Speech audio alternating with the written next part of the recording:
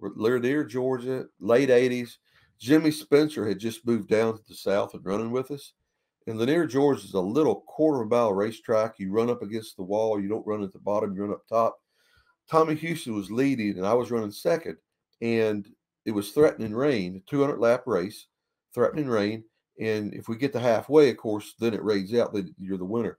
So in those days, we weren't allowed to change tires. So we were masters, man. We were masters at preserving our tires, making our tires last for 200 laps, which is one thing I think helped me when I got the Cup also. But anyhow, cost 90 laps or so in the race, 100 laps in the race. It started sprinkling rain, and Tommy picked it up. I picked it up trying to get by Tommy. Tommy picked it up. Well, Spencer had been in the pits.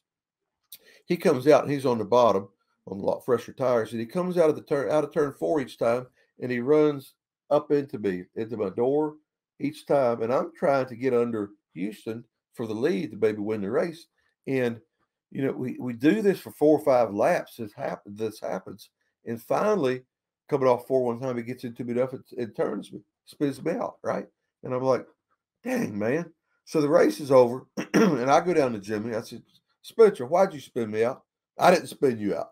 I said, Spencer, you spun me out up there. I want to know why you spun me out. Well, you were cutting down on me. I said, Spencer, I was trying to take the lead from Houston. Why did you wreck me? Why did you wreck me? Well, I was trying to get my lap back. I said, Spencer, you were 64 laps down. You've been in the pits for 64 laps. Why did you wreck me? And finally, the thing started deteriorating at that time. And finally, Spencer looked at me and said, well, you want to drive with my ass? I said, no. Jimmy, I looked around, and there's these brothers and all his family around, and they were all big and strong and all that. And I'm like, no, because I can't take all y'all on. I'm not going to get my ass whipped. I'm going to go back to my truck, and I'm going to get my gun, and I'm going to blow your head off. That's what I'm going to do. So I turned around and started walking away, and I got maybe 20 feet from him, and he said, Mast. And I turned around, and he shrugged his shoulders. Like, what the hell, man? And I looked at him. I'm like, for a few seconds, I'm like, okay, Spencer. All right. So from that moment forward in our career, Jimmy and I become very good friends. We never, ever rubbed on the racetrack again. In fact, a few years after that, we talked about that deal. He said, Rick, you remember that time in Georgia when you was going to shoot me? I said, oh, yeah. He said, what were you thinking? You were serious, weren't you? I said, Jimmy, when I turned around from you, I had all intentions of going to get my gun. I honestly did.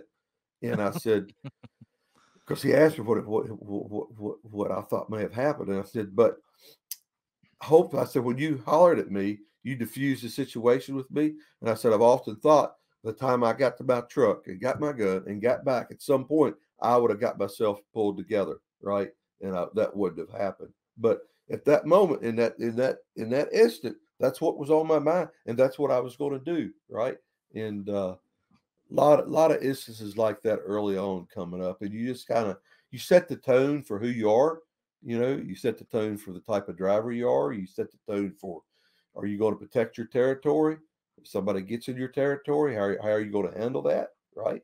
And our world was pretty, especially early on, as we kept getting later and later, things would get more professional and better. But the basic premise of protect your world and your environment was always the same with me and the guys that taught me when I was young. That's the way I learned to protect your environment, and by that, I mean, from all the different angles and everybody trying to get at you for whatever reason. Maybe they wreck on the racetrack, the guy wants to fight you. Maybe a group of people or somebody wanting to drive your race car, right? Or a media person that did an unjust story on you, okay? Or a sponsorship deal that's not going right, or something you have to do, or just a lot of unjust you have to worry about and work on, right?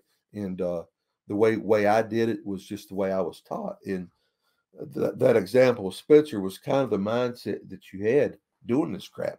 Little barbaric, some of it, but it's just the way it was.